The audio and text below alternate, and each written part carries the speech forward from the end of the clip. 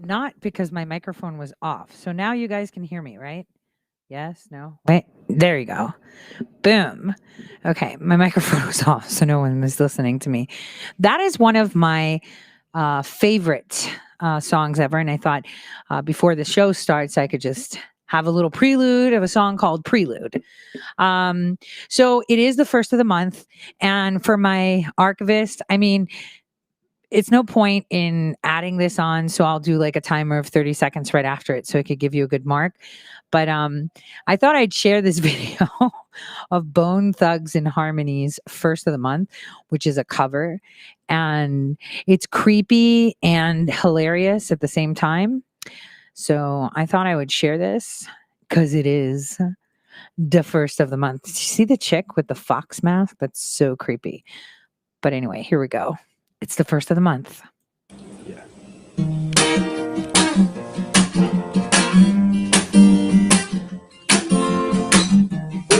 Wake up, it's the first of the month. Get up, so catch your checks and get up. Wake up, it's the first of the month. Get up, so catch your checks and get up. Wake up, it's the first of the month. Get up, hey, my nigga, we having a wonderful day. Never fuck with me, why? Cause it's the first of the month. And I've been smoking, choking, rolling blunts, sipping on 14 ounces again. Come, we get the blessed rum, jumping all night. We hide, hit up the block to where it's 99. I get women negative, give me some yeah. Double up, nigga, what you need. We get the OD, think for the bean, need to give it up for the first to show that it ain't done. It's a po-po, we play most night. We can't get away, but I said, yeah, yo, we can bankroll. We having a celebration, love to stay high. You better believe it, I'm right down for mine. I'm after crime, better keep to the pack, cause I'm better grub on the grill. If we got the blue, you know it's the first of the month, my nigga, we chill for real. Wake up, wake up, super solemn. Some Jackie Jackson, get up.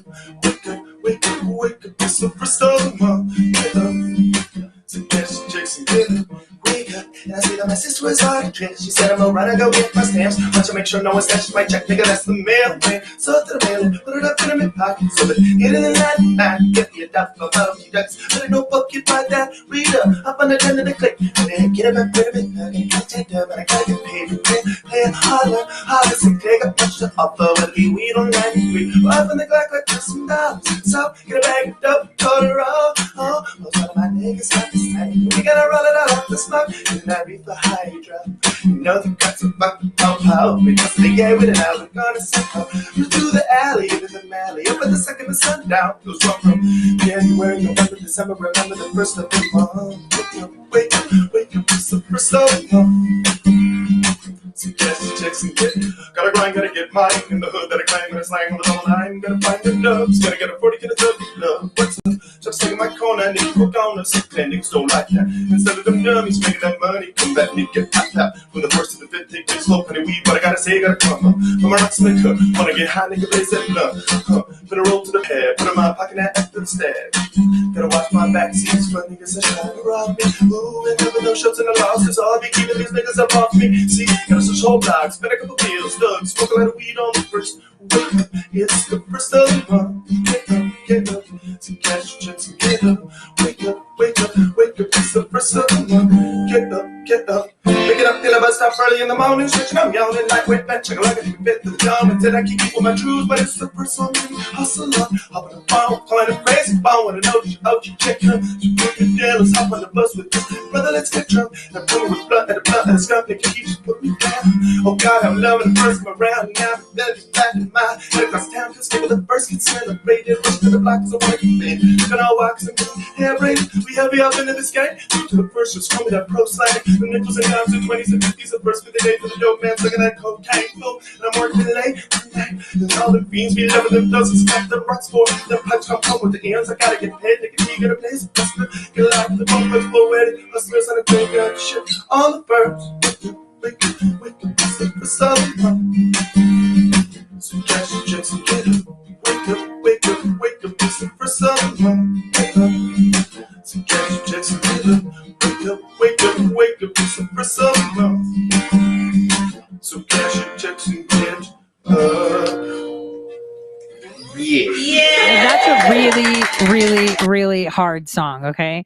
That is a really hard song. So I'm going to start the countdown now so that we can start today's show. So I can't start the countdown now. Pretty interesting. So we're just going to watch. Ooh, could we watch this though? Let me see. What are they trying to do? That's the missing piece. But it's not hard to imagine. A government hiding, hoarding alien technology for 70 years at the expense of human life and the future of the planet. Driven not only by corporate greed, but a darker objective. The takeover of America. And then the world itself, by any means necessary, however violent, or cruel, or efficient. By severe drought, brought on by weather wars, conducted secretly using aerial contaminants and high-altitude electromagnetic waves, in a state of perpetual war. To create problem, reaction, solution scenarios to distract, enrage, and enslave American citizens at home. With tools like the Patriot Act and the National Defense Authorization Act, which abridge the Constitution in the name of national security. The militarization of police forces in cities across the U.S., the building of prison camps by the Federal Emergency Management Agency with no stated purpose, the corporate takeover of food and agriculture, pharmaceuticals and healthcare, even the military and clandestine agendas can fatten, dull, sicken, and control a populace already consumed by consumerism. And I encourage you all to go shopping more. A government that taps your phone, collects your data, and monitors your whereabouts with impunity. A government preparing to use that data against you when it strikes. And the final takeover begins. The takeover of America. by a well-oiled and well-armed multinational group of elites that will cull, kill, and subjugate.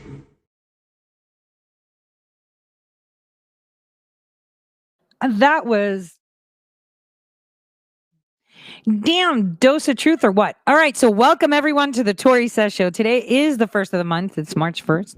I'm going to actually put up a calendar thing that's like shareable so that people can add their birthdays, only birthdays, because it's kind of awesome. All of us feel amazing when someone remembers that they're being celebrated for entering into this realm. And I think I should do that. I think there's like a Calendly thing or something. I'll set it up this week. I'll be offline March 4th. I may do my show or not. I'll know on March 3rd. But I may be offline. Maybe offline. But may not.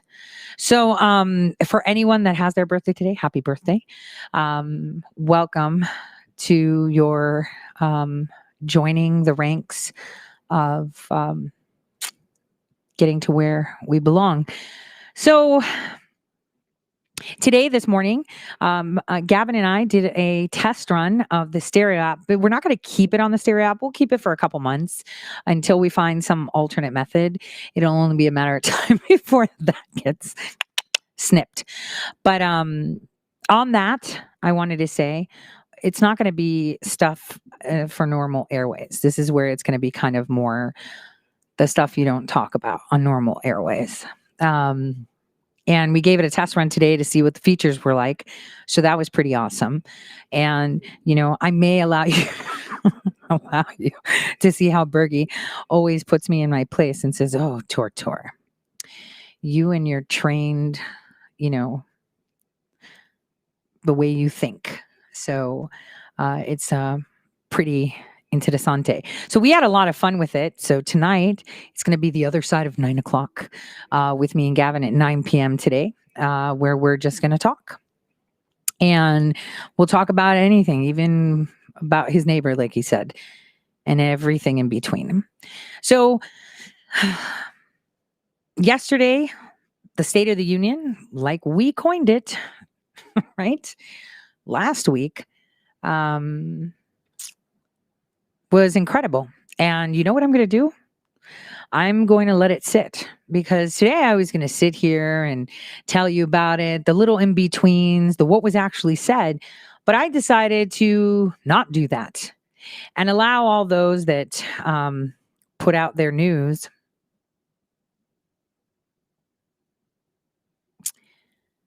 it's always great to let someone do it themselves rather than you point the finger, right? So let's let's get going. So I wanted to talk about today about evil, right? About evil and what people call demons, right?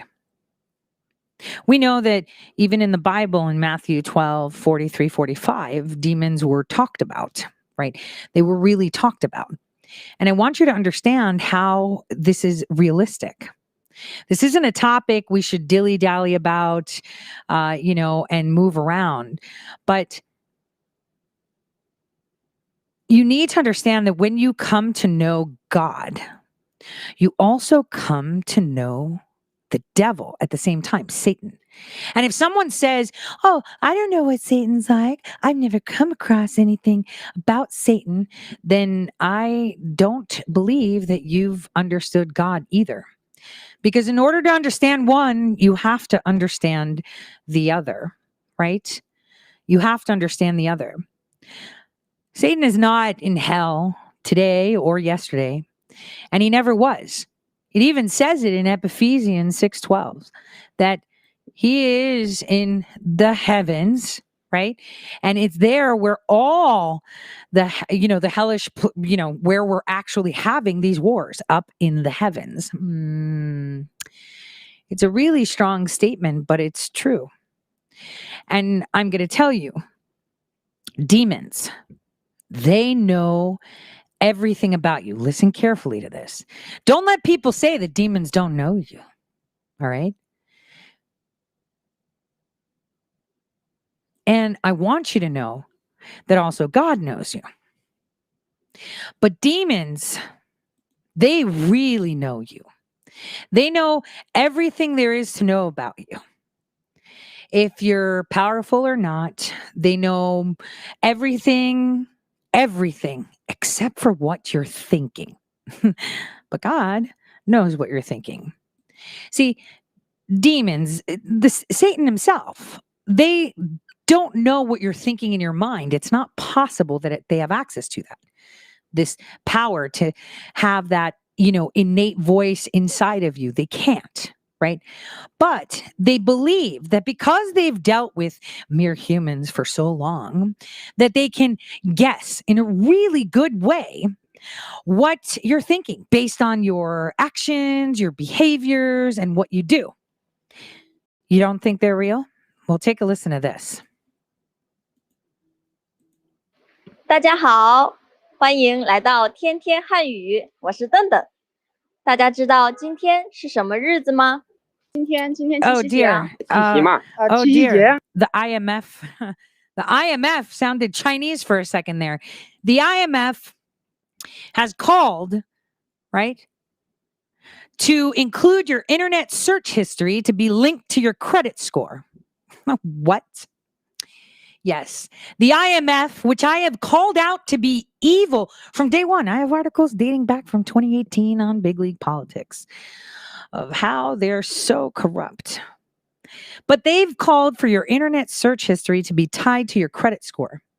They put together some fancy graphs and some nice research reports claiming that, just using non-financial data, specifically the history of your online searches and your purchases, they can solve the problem of what kind of people, what kind of credit people have when there's not enough hard financial data. Let's just look at what they buy and what they search, what they click, what they like, what they don't like. Social credit score, anyone? Sounds like demons. Sounds like they think they'll know exactly what you're thinking based on what you search, what you buy, what you say, what you like, your text and everything. Privacy, please. If you haven't realized, man has been enslaved for a very, very, very long time, voluntarily, with the illusion of freedom. It's quite interesting. They want to know because there's a rise in cryptocurrencies and people doing things with cash, and they want to see and oversee every single bit of the global economy. The IMF, the one that can create the rise and the fall of nations, want to be in charge of you, every single one of you. That's quite fascinating. Very, very interesting. How can you compete with that, right? Sounds like demons to me. Sounds like demons to me. Sounds Chinese too, right? 没错，今天就是七夕，也就是中国的情人节。 She's just talking about the Shishi Festival, which is like Valentine's Day, but I just thought, it would be good to understand that this sounds super Chinese, super social credit score, super enslavement. It's quite fascinating, really, how everything we've been talking about is there. It sounds just like demons. They know you so well. They can guess with very good accuracy what's going to happen, but they don't have the 6 inches between your ears. And that to them is a problem. They cannot really, with 100% certainty, guess what you're thinking. I told you AI in China were the biggest threats to our nation, not because there was something to save, but it was something that we can revive. This nation has been lost for a long time. And man, did you see the resurrection yesterday? Oh, I don't even want to get into it, but it was a lot of fun to watch. A lot of fun to watch. Speaking of which, I thought I'd tell you guys a little myth tale, right? A little myth. So, once upon a time, right, there was a big and gracious leader who loved all his children and created this incredible race of children, right? He just created them out of nothing. And they became strong and productive and just incredible, right? But some of them wanted more. So they left the house that he had built for them and went to another house and started building that house. And they were creating more of the same, children as great-grandchildren, grandchildren, whatever you want to call it.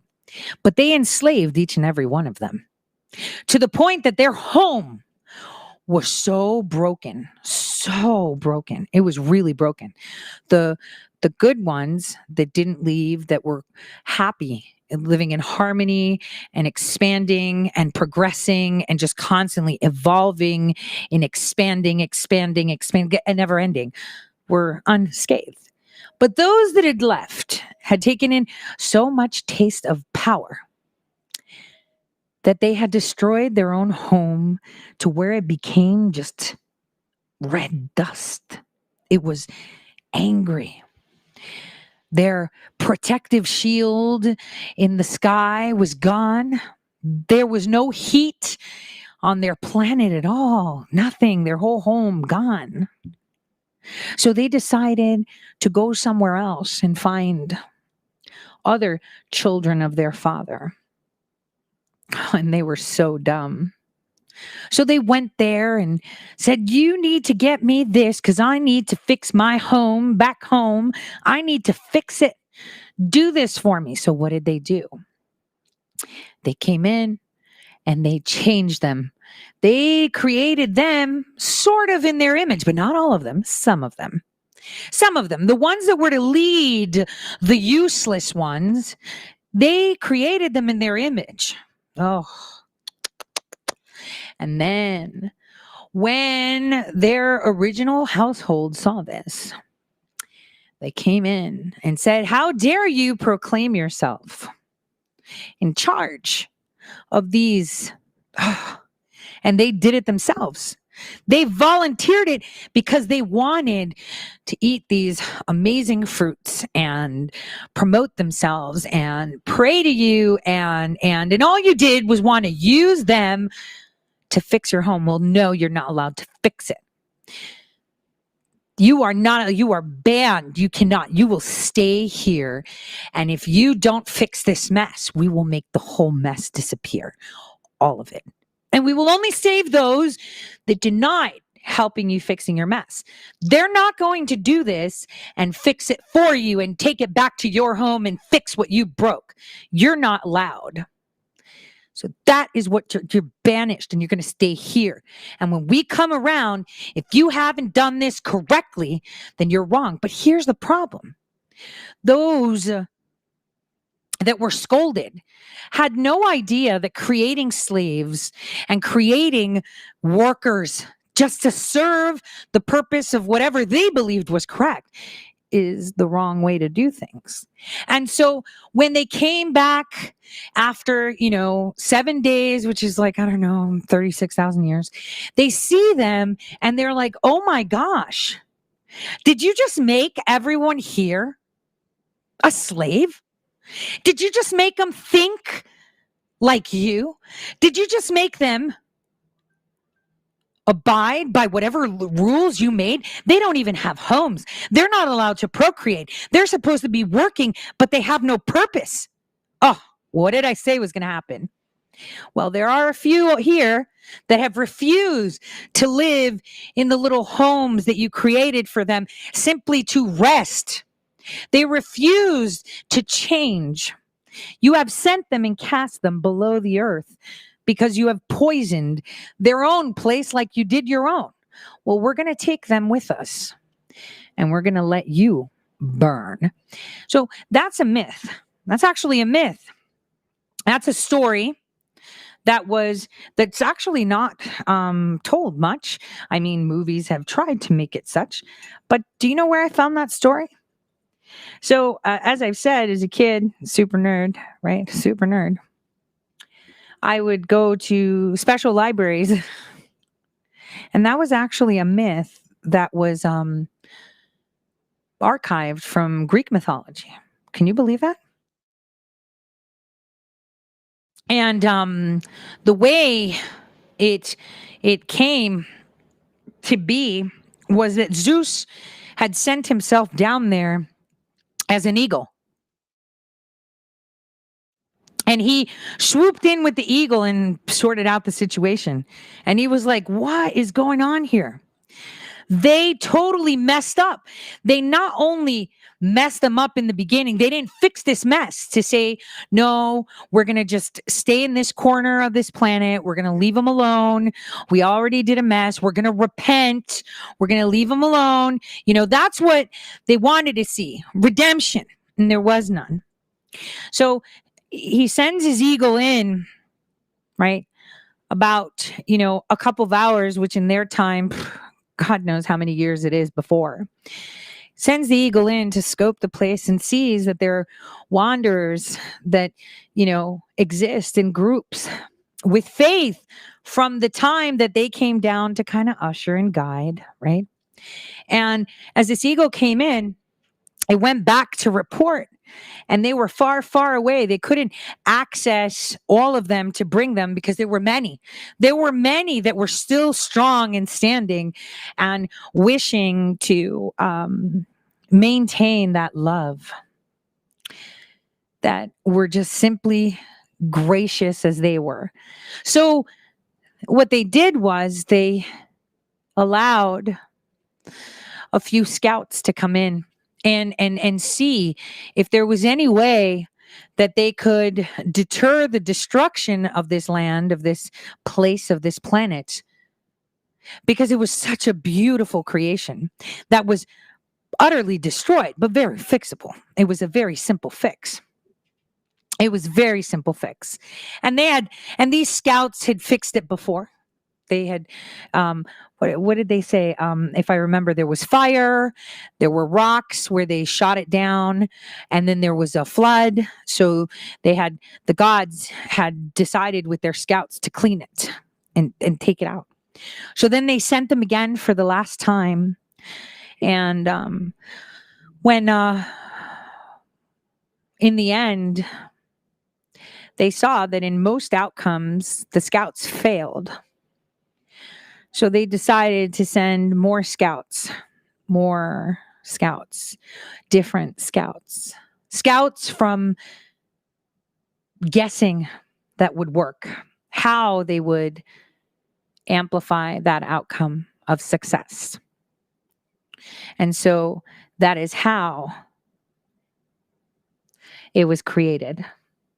It was how it was changed and how the earth was saved, in sense. That's basically how it was. And the last entry into that was, and that is when the eagle flew for the last time over the new nation.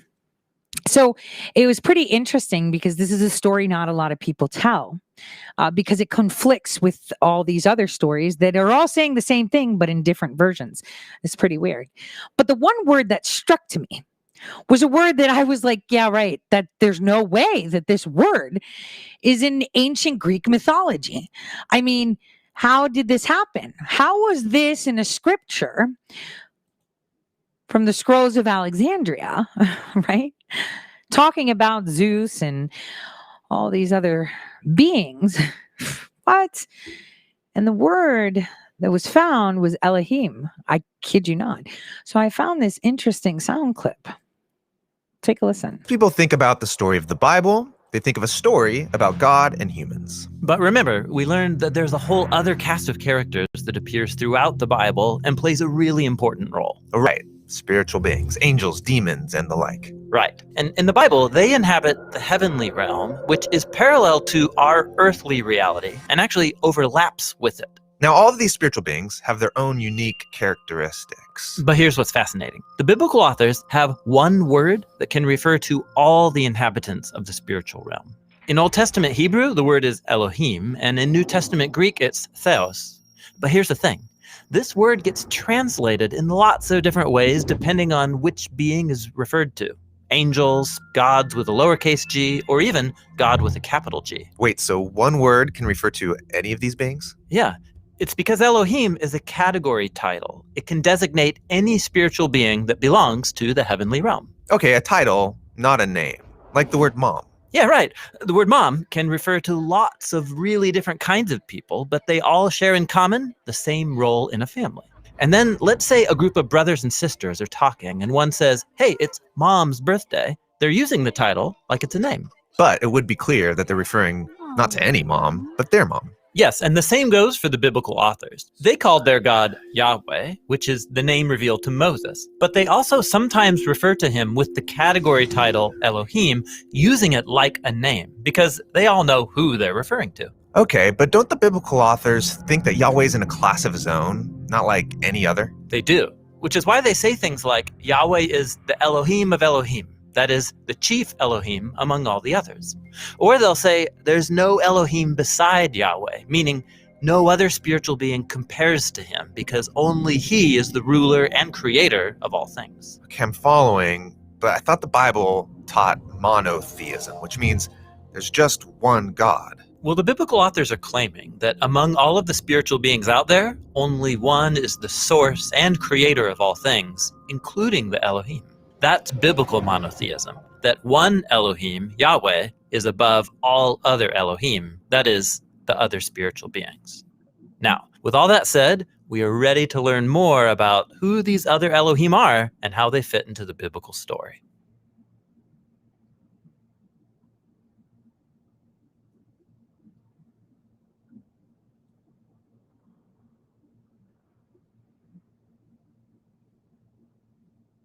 Yeah, and it is the Bible Project. You just watched a video on Elohim. That is, spiritual beings. Now, there's one fascinating group of Elohim given many titles in the Bible: the host of heaven, the sons of God, or even the divine council. And that's who we're going to look at next. The divine council. Where have we heard that before? I think it's important we visit For most that, of human right? That's what I think. history, people have believed in some kind of spiritual realm that exists alongside the world as we know it. Right, and the biblical authors are no exception. Yeah, for them, the spiritual realm is a different kind of realm than ours. And to highlight that difference, the Bible refers to God's space as the sky or the heavens. Because the sky is really different from the land. It's above and beyond. And up there are shiny bodies that move around. I think of these as flaming gas balls. But when the biblical authors looked up, the stars gave them a way to talk and think about spiritual beings. In the Bible, they're called the sons of God, or the rulers and authorities, or even sometimes the divine council. So that sounds really important. What does the divine council do? Well, they're introduced in Genesis chapter 1, where they're called the host of heaven, that is, the sun, moon, and stars. And there, they're also called signs, meaning that their power and status symbolizes and points to God's power and status. Yeah, so in Genesis 1, God appoints them to rule over the day and night. Exactly. And then later in the Bible, we're told that they were celebrating God's power and creativity when he created the world. Like the cheering section of a game. Yeah, right. There are also stories in the Bible where God invites the divine council to participate in making a decision. Like when they help decide how to bring down the corrupt Israelite king Ahab. Or in the book of Job, where they debate God's policy of rewarding people who do good. So they're like God's staff team. But why does God need a team? If he's powerful enough to create the whole universe, he could surely rule it without any help. Well, he doesn't need them. But apparently, the God of the Bible wants to share authority with others. Oh, right. God shares his rule with human partners on earth. And so, in the same way, there's a parallel story of God sharing his authority to rule with spiritual partners. Yes, that is, until it all falls apart in a twin rebellion. So you have humans who want to rule on Earth on their own terms. So they start building their own nation using their own definitions of good and evil. Yeah, the famous story of the building of Babylon. But check this out. When biblical authors like Moses or Isaiah looked back at the origins of Babylon, they saw more than just a human rebellion, but also a spiritual rebellion. What was this spiritual rebellion? Well, there were members of the divine council who, like the humans, didn't want to represent God's authority anymore. They wanted to be God, and they rebelled. And so these created beings deceived humans into worshiping them instead of the Creator. And so Babylon becomes the biblical image for the combined human and spiritual rebellion. And so God scatters the people from Babylon into different nations. And in the book of Deuteronomy, Moses says, this is when God also scattered the rebels of the divine council with them. So the nations are handed over to spiritual rulers. Yes, and this is why when the biblical prophets look out at the violent empires of their day, they see two dimensions to all the chaos and injustice. Human rebels who are being corrupted by the worship of spiritual rebels, the idol gods of money, sex, and military power. Yeah, when humans give their allegiance to these powers, it leads to a world like ours. Right, and the best example of this is the story of the Exodus, where we're told that the Egyptian genocide of the Israelites was inspired by Pharaoh and by the gods of Egypt. That's really intense. But it's not the end of the story. When God rescued the Israelites from Egypt and its gods, he invited them to become his covenant partners and learn a different way of ruling the world. And they agree to it, but in the end, they don't honor the partnership. They give their allegiance to other gods. And so this leads to their exile in Babylon, where they become slaves once again to a foreign nation and their spiritual rulers, awaiting a new exodus into freedom. And this is where the story of Jesus picks up. He said he was here to rescue the world and take it back from the rebels. Which rebels? The human ones or the spiritual ones? Exactly. For Jesus, it was all connected. When he marched into Jerusalem for Passover, he was announcing the ultimate exodus. He was there to confront and overcome all rebel powers and authorities, and he did it by giving up his life. So this is what the Apostle Paul meant when he said that Jesus disarmed the powers and authorities, triumphing over them by the cross.